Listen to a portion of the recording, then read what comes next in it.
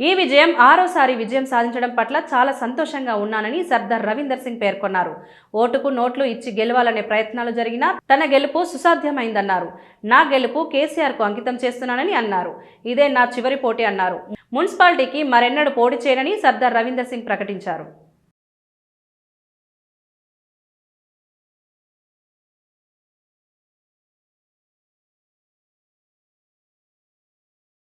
గత 15 రోజుల నుండి ఎన్నికలలో ప్రచారంలో భాగంగా ఈరోజు చివరగా విజయం సాధించడం జరిగింది.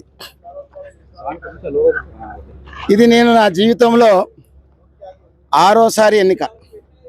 ఎన్నడూ మున్సిపాలిటీ ఎన్నికల్లో ఓడిపోలే. ఇక మళ్ళీ ఎన్నికల్లో కూడా మున్సిపాలిటీలో పోటీ చేయను. ఇదే నా చివరి ఎన్నిక మున్సిపాలిటీకి. సో ఈ ఎన్నిక కేసీఆర్ గారి బర్త్డే 17th నాడు ఉంది కాబట్టి వారికే అంకితం. వారికే నా గెలుపు అంకితం.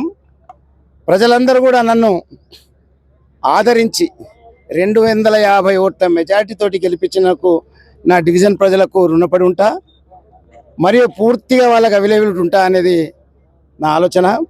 ఎన్నికలలో చాలా డబ్బు ప్రభావం జరిగింది. నా జీవితంలో ఎన్నడూ కూడా ఇట్లాంటి ఎన్నికలు చూడలేదు. ఓటుకు నోటిచ్చి, నోటు కాదు నోట్లు 5,000, 3,000, 2,000 ఒక్కొక్క ఓటుకు ఇచ్చి ఎన్నికలలో గెలవాలనుకొని ప్రయత్నాలు చేసిండ్రు. సో ఈ ఎన్నిక చాలా ప్రతిష్టాత్మకమైంది. చివరికి ఎన్ని కాబట్టి ఇది కేసీఆర్ గారికి అంకితం. రాబోయే రోజుల్లో తప్పనిసరిగా మున్సిపాలిటీలో ప్రతి విషయంలో చర్చిస్తా, ప్రతి విషయాన్ని ప్రజలకు తెలిసే విధంగా పారదర్శకంగా ఉండాలనే విధంగా పోరాడతా. జై తెలంగాణ. 100%